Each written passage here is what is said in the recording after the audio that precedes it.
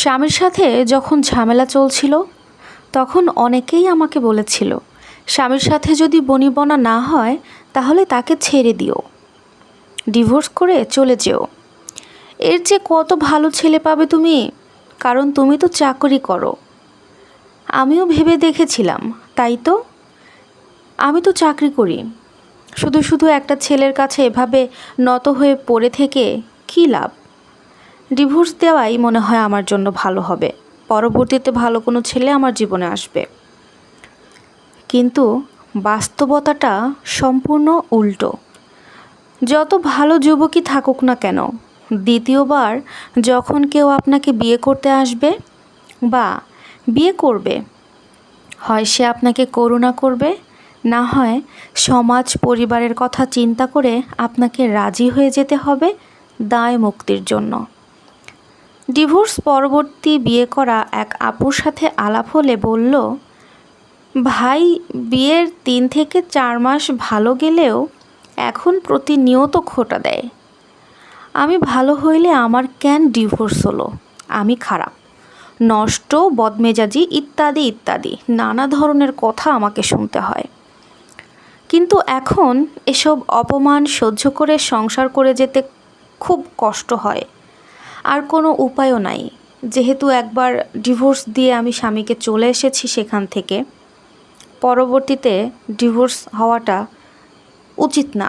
তাই সব কিছু সহ্য করে মুখ বুজে আমাকে এই সংসারে পড়ে থাকতে হয়।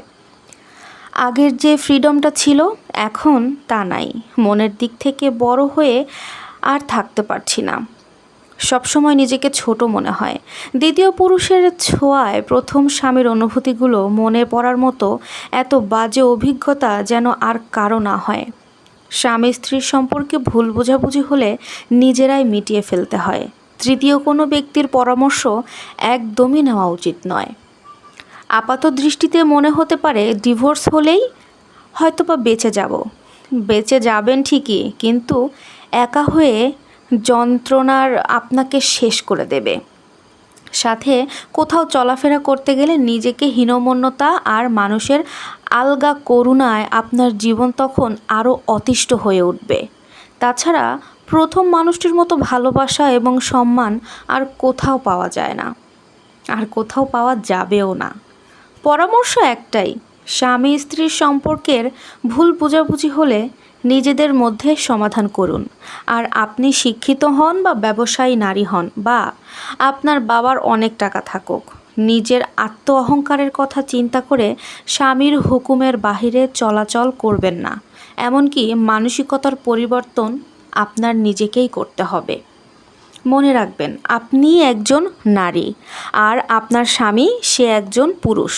আল্লাহ পুরুষদেরকে পরিবারের কর্তা বানিয়ে পাঠিয়েছেন, আপনাকে নয়। আর আমরা যেই সমাজে বাস করি, যেই দেশে বাস করি, এখানকার রীতিনীতি অনুযায়ী পুরুষতান্ত্রিক আমাদের সমাজ চলে, আমাদের দেশ চলে। তাই এইখানে আপনি নারী হয়ে আপনার কর্তৃত্ব ফলানোর কোনো রাইটই নাই। আপনি আপনার নারীত্ব বজায় রেখে স্বামীর হুকুম মেনে সেই সংসারটা করতে থাকুন। ইনশাল্লাহ আপনি সংসারে সুখী হতে পারবেন। কিন্তু আপনি যদি আপনার চাকরি আছে সেই বড়াই করে নিজেকে অনেক কিছু ভেবে নেন, তাহলে আপনার সংসারে সুখ থাকবে না। ভিডিওটা ভালো লাগলে লাইক, কমেন্ট, শেয়ার করবেন।